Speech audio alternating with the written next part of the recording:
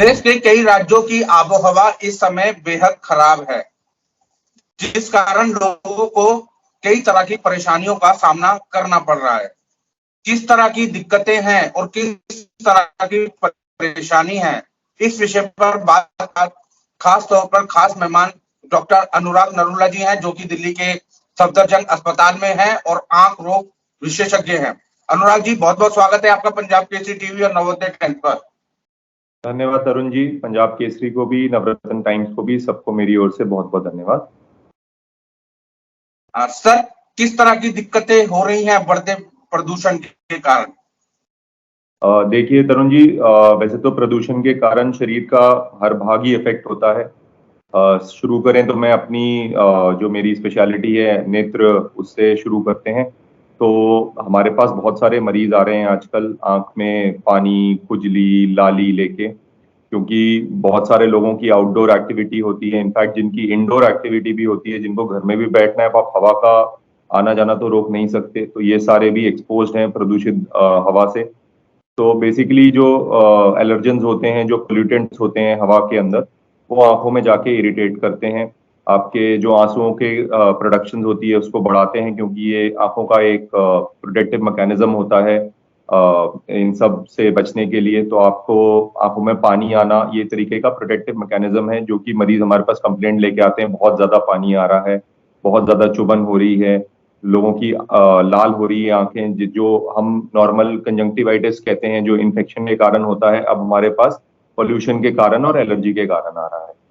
तो पेशेंट भी क्या करते हैं, आंखों को बार बार रगड़ते रहते हैं, उससे उसकी और परेशानी होती है। कईयों की आंखों में अल्सर बन जाता है जो हील नहीं हो पाता, उसके लिए हमें इलाज करना पड़ता है। रगड़ने के कारण आपके बाल टूट के अंदर चले जाते हैं, जो फिर से आंख को और डैमेज कर सकते हैं, आंखों की पलक मुड़ सकती हैं। ये सब इसके लॉन्ग टर्म सीक्वल हैं। बट मेनली जो हम कंप्लेंट्स इस समय एक्यूट स्टेज में देखते हैं, वो ये देखते हैं कि मरीजों की आंखों में पानी बहुत आ रहा है, खुजली हो रही है, एलर्जिक कंजंक्टिवाइटिस जिसको कहते हैं, उससे आ रहे हैं। अब वो बार बार आंख को हाथ लगाते हैं, तो आंखों, जो हाथ आपके गंदे हाथ हैं, उनसे कई बार इन्फेक्शन चली जाती है, तो आंखों की इन्फेक्शन के साथ भी ज्यादा मरीज आजकल अस्पताल आ रहे हैं। सर, कहते हैं कि जिस तरह से इस समय आबो हवा है कई शहरों की, ये इतनी खराब है कि मरीजों, जो लोग हैं जो आते हैं, उनको मोतियाबिंद या आंखों की रोशनी जा सकती है। क्या ये सच है? देखिए, जो डायरेक्ट कॉज है मतलब एक्यूट पॉल्यूशन का, वो मोतियाबिंद डायरेक्टली मतलब over a short period of time, छोटे ड्यूरेशन में नहीं कर सकता। बट हाँ, आंखों की रोशनी जाना हो सकता है, क्योंकि हम इसे लाइटली नहीं ले सकते। हम तो कहें भाई कि सिर्फ आंखों में पानी तो आ रहा है, आंखों में खुजली तो है, आंखों की लाली तो है, इससे आपकी आंख में डैमेज परमानेंट कैसे होगा। और लोग ये नहीं समझते कि अगर सपोज आप या मैं हैं, हम पहुंचते हैं आंखों में लाली पानी के लिए। अब आंख ऐसी चीज होती है जैसे हाथी की सूंड में बाल घुस जाना, परेशान या वो तो बहुत करती है, मक्खी घुस जाना हाथी की सूंड में। तो आंखों की हल्की सी खुजली भी आपको बहुत परेशान करती है। और जैसे मैंने बोला, हम बार बार, हमारी टेंडेंसी होती है कि अपने हाथ ले जाके रब करेंगे, इसको रगड़ेंगे। तो अगर मेरे हाथ सपोज गंदे हैं, तो इन हाथों के थ्रू इन्फेक्शन जाना भी बहुत मतलब ईजी रहेगा। अब एक बार अगर कोई सिवियर इन्फेक्शन हो गई और ये आंख में फैल गई, आंख की पुतली में फैल गई, या आंख में अंदर फैल गई, या रगड़ने के कारण हमने घाव बना दिया आंख में, जिससे फिर दोबारा इन्फेक्शन फैल सकती है, तो हाँ, इससे आंखों की रोशनी जरूर जा सकती है। तो इसे हमें लाइटली नहीं लेना चाहिए। हम भी अपने मरीजों को बोलते हैं कि जितनी आउटडोर एक्टिविटी थोड़ी कम करें, घरों में बैठें।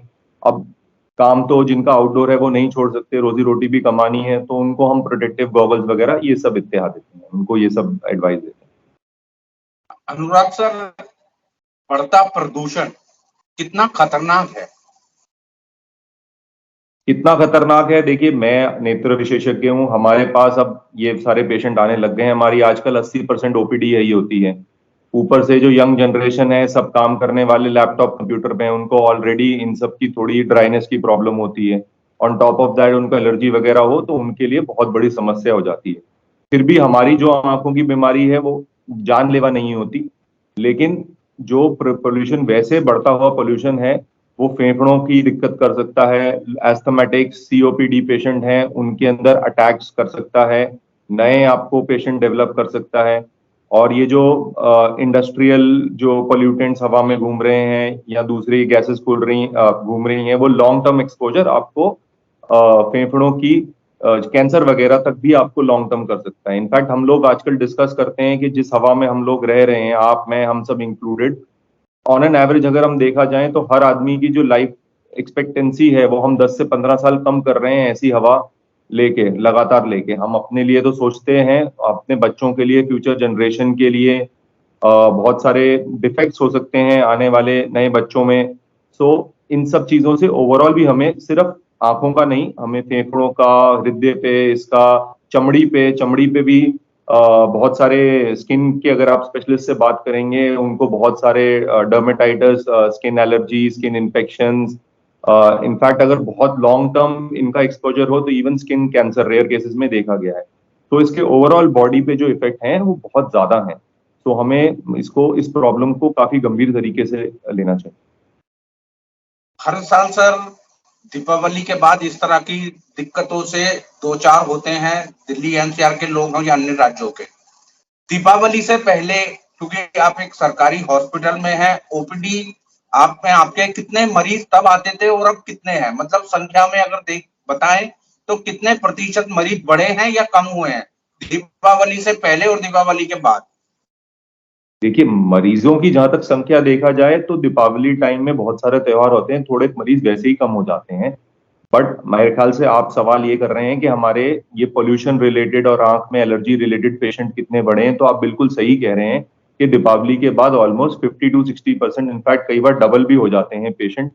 सर, खासकर इस तरह की दिक्कतें दिखने में आ रही हैं, आंखों में खारिश होना, जलन होगा, आंखों लाल होना, इस तरह की दिक्कतें एकदम अचानक बढ़ गई हैं लोगों में। हाँ, बिल्कुल ठीक कह रहे हैं। ये आपके सारा एक्सपोजर के कारण है। देखिए, कोई भी इरिटेंट, अगर आप सपोज बंद कमरे में आप अपनी कैंडल जला के देखिए या कोई सेंटेड फ्रेग्रेंस जला के देखिए, तो जब वो धुआं पहुंचेगा और आपकी आंखों को इरिटेट करेगा, आपको ये प्रॉब्लम होगी। तो एक तरीके से दिल्ली, इनफैक्ट नॉर्थ इंडिया, ये गैस चैम्बर बन जाता है। अब ये पॉल्यूटेंट्स हवा में घूमते रहते हैं और आपको इरिटेट करते हैं। तो पानी आना, तो जैसे मैंने बताया, शरीर का एक प्रोटेक्टिव मैकेनिज्म होता है। वो कोशिश करता है कि जो हवा लग रही है अंदर जाके पुतली पे ना लगे, मैं पानी आगे कर कर उसको रोक लूं। बट शरीर भी कब तक प्रोटेक्टिव करेगा? ये अल्टीमेटली जाके आपको इरिटेट करेगी। तो आपका जो भाग होता है, पुतली होती है सेंट्रल में, जो कि आपकी ट्रांसपेरेंट होती है, उसके आसपास कंजंक्टिवा होता है, इन सबको जाके इरिटेट करता है।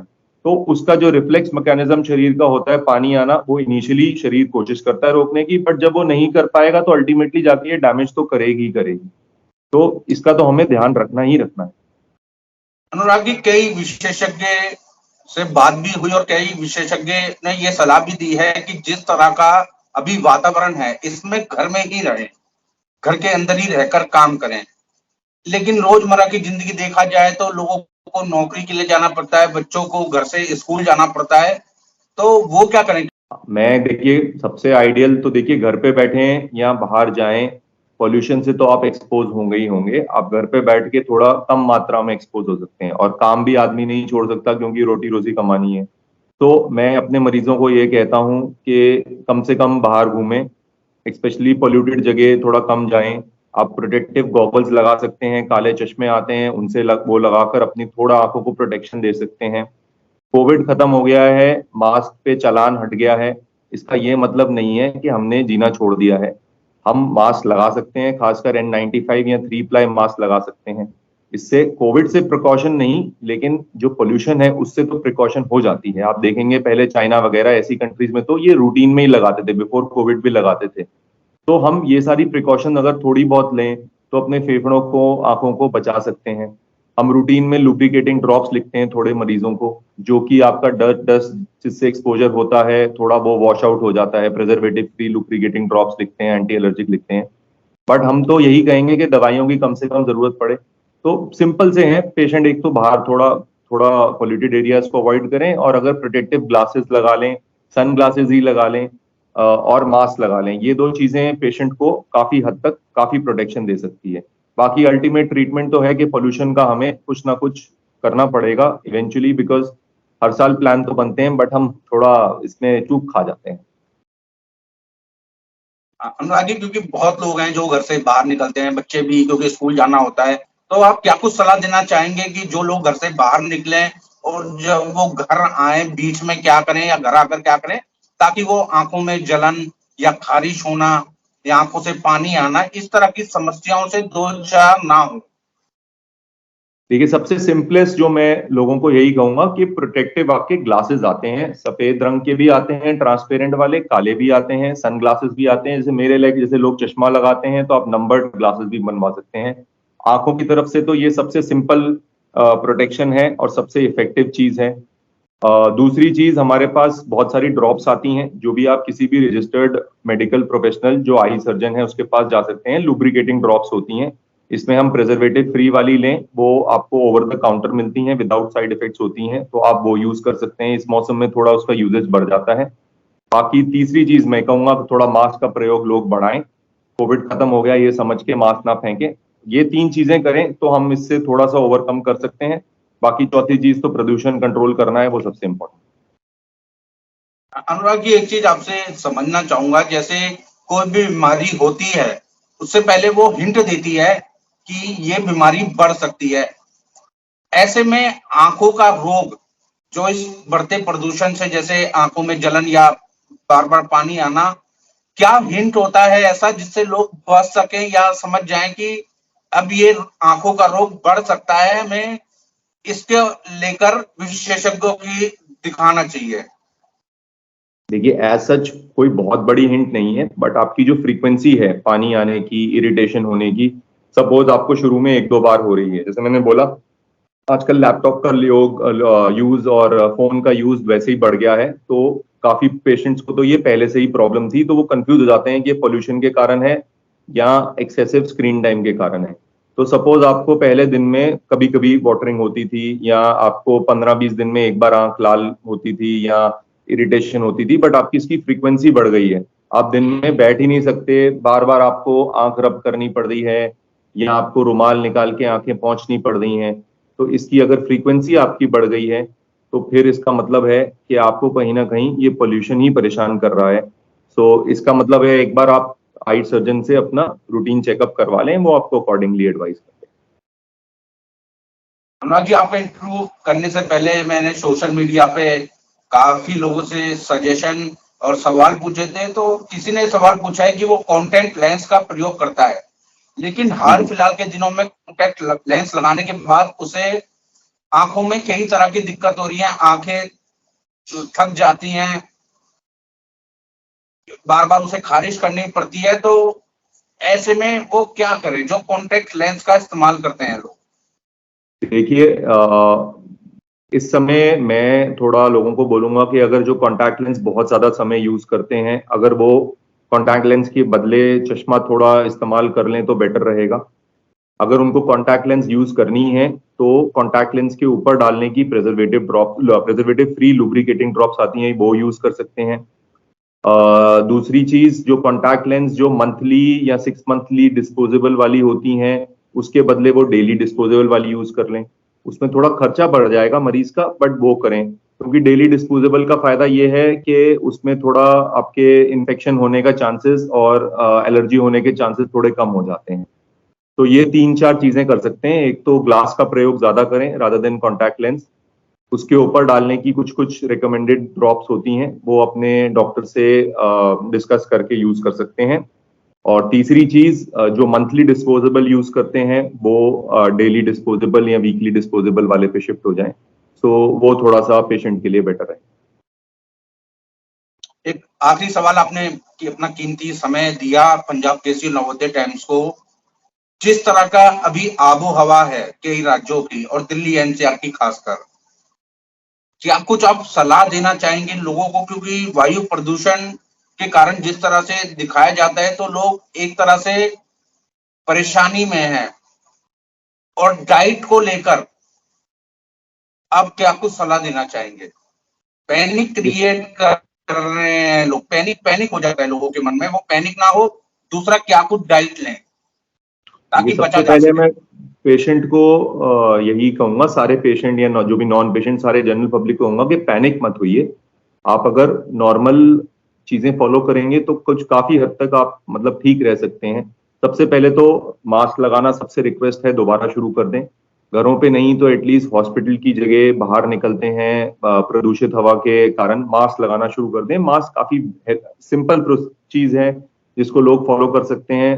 सिर्फ कोविड से नहीं, टीबी जैसी बीमारियों से और पोल्यूशन से रिलेटेड जो सारा जा रहा है वो उससे हमें हेल्प कर सकता है।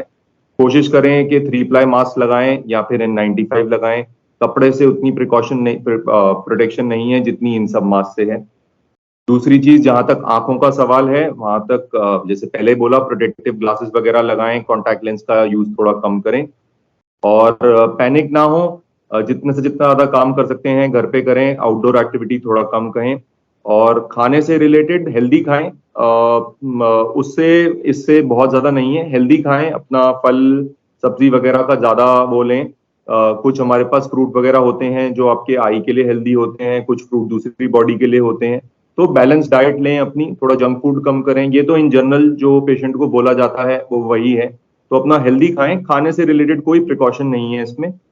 मेनली आपको अगर आप 2 चीजें करेंगे तो काफी हद तक सेफ रहेंगे। एक प्रोटेक्टिव ग्लासेस लगाना और मास्क लगाना, ये 2 चीजें ऐसी हैं जो हमारे हाथ में है और इनसे आपकी 80 से 90% प्रोटेक्शन तक हो सकती है। तो जो चीज हमारे हाथ में है वो हम करें और बस थोड़ा बाकी पोल्यूशन के लिए तो अब लॉन्ग टर्म चीज है, वो देखेंगे क्या करते हैं उसकी।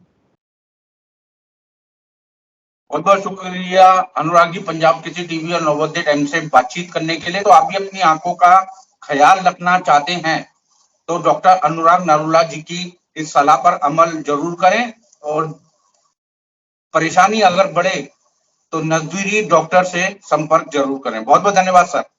Thank you, thank you, thank you.